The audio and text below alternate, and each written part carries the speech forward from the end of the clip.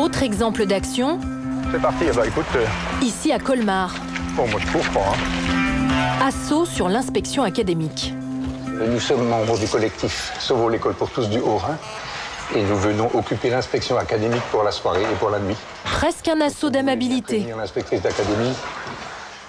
Dans le rôle des apprentis envahisseurs, ce directeur d'école, On va bien voir. des instituteurs et des parents d'élèves. On a l'impression d'être de plus en plus fliqués, surveillés, on doit justifier de tout, alors qu'on fait notre travail aussi bien qu'on l'a toujours fait.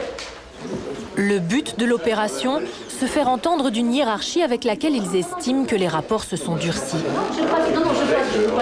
Vous voyez bien, on fait des actions gentilles, d'éveiller des écoles, on réunit les parents, et en haut lieu, c'est comme si on faisait rien.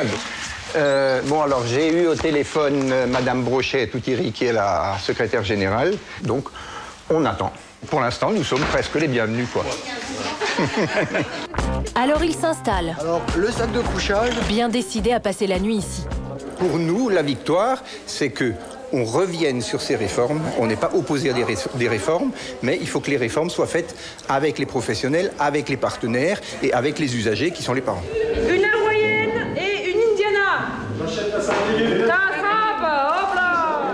C'est une intrusion de gens bien élevés. Ils ont tout prévu, même les sacs poubelles.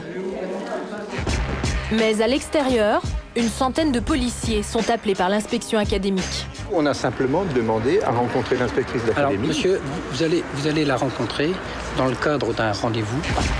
Ces gens-là n'auraient jamais imaginé enfreindre les lois il y a encore quelques mois.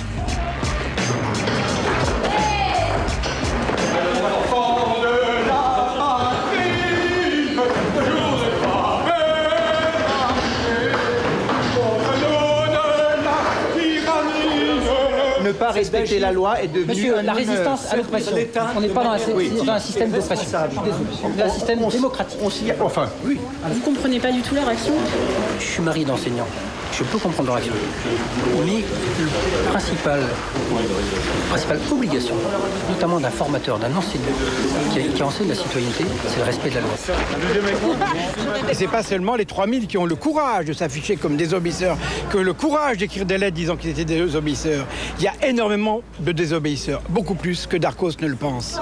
Depuis, les enseignants de Colmar n'ont toujours pas été reçus par leur inspectrice. Il y a des gens qui dorment et des enfants dans le quartier là. Alors, il y a certes moins de monde qui défile dans les rues, mais il y a ces noyaux, ces signes de tension. Est-ce qu'on n'avait pas peur que ça dégénère? Il y a eu des chefs d'établissement